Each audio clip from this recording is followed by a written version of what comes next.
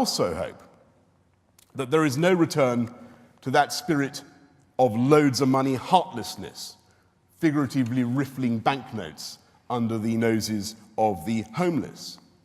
And this time, I hope that the Gordon Geckos of London are conspicuous not just for their greed, and I accept the CPS view that greed is a valid motivator of economic progress, as for what they give and do for the rest of the population.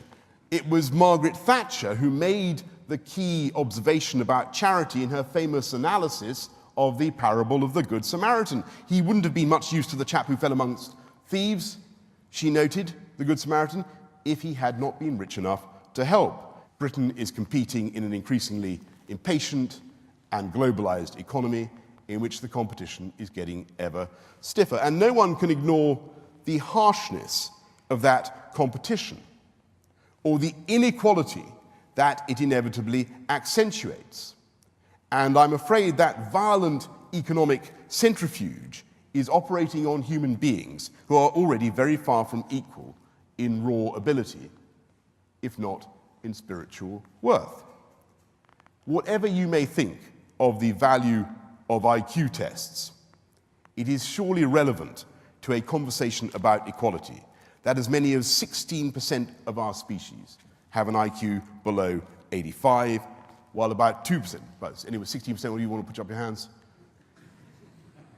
16% have an IQ below 85, 2% have an IQ above 130.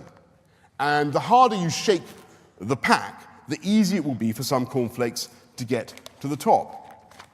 And for one reason or another, boardroom greed, or as the people in the boardrooms assure me, the natural and God-given talents of senior executives, the income gap between the top cornflakes and the bottom cornflakes is getting wider than ever. And I stress, I don't believe that economic equality is possible. Indeed, some measure of inequality is essential for the spirit of envy and keeping up with the Joneses and so on. That is a valuable spur to economic activity. We may not have gunboats anymore as we did in the days when we invaded or conquered 171 members of the UN, but we hardly need gunboats anymore because we are already fulfilling what I think of our destiny as the soft power capital of the world.